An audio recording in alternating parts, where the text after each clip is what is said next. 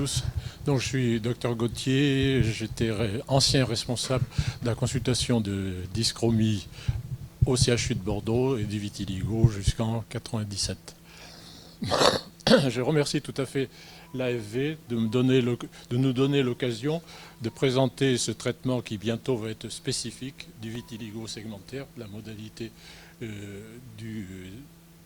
d'approche du vitiligo segmentaire qui va certainement se démarquer au point de vue du vitiligo non segmentaire. Donc je pense que c'est peut-être aujourd'hui qu'il y a une scission vitiligo segmentaire et non segmentaire et Madame Benzekri va vous en parler.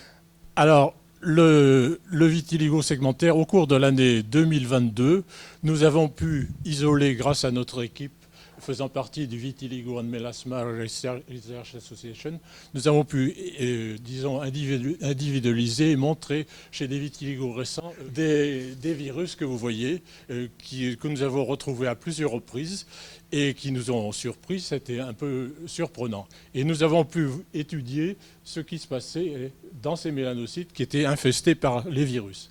Alors, lorsque les virus pénètrent dans le mélanocyte, ils bloquent l'apparition, le transfert de la mélanine au kératinocyte, si bien que les mélanocytes sont engorgés de mélanine,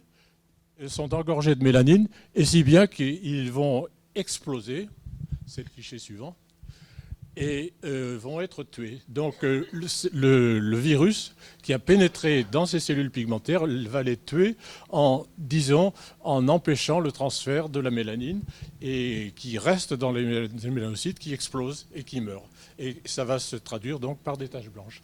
Et le virus a été identifié comme le virus de zona varicelle et pénètre pour la première fois dans l'organisme au cours de la varicelle.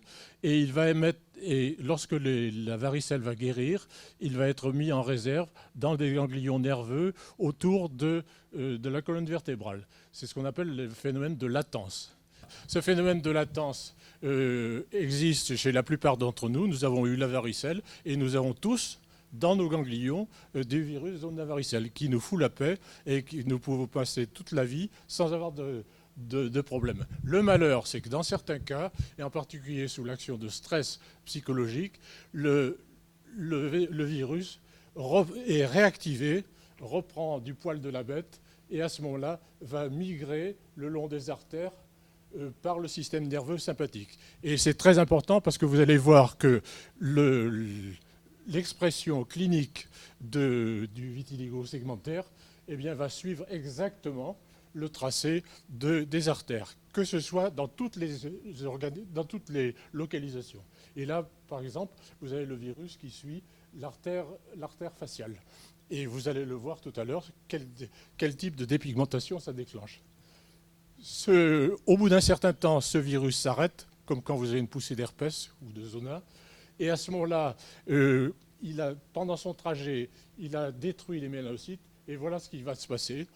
Aux endroits où vous avez vu, vous avez la dépigmentation qui progresse, qui va suivre exactement le trajet artériel et donner ceci. Ce qui est très important, et ça c'est l'introduction par rapport à ce que va dire Leila Benzekri, c'est qu'il y a donc deux phases.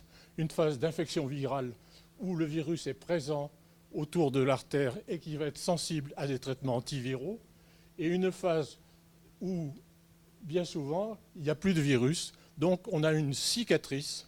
C'était une cicatrice dépigmentée alors que le virus n'est plus là. Et ça recommande, ça correspond à un traitement différent. Donc vous allez voir ce que va vous développer Madame Benzekri. Il y a donc deux traitements précoce antiviraux ou traitement de réparation d'une cicatrice dépigmentée. Voilà, et donc tout ça a été publié dans le Pigment Cell Research.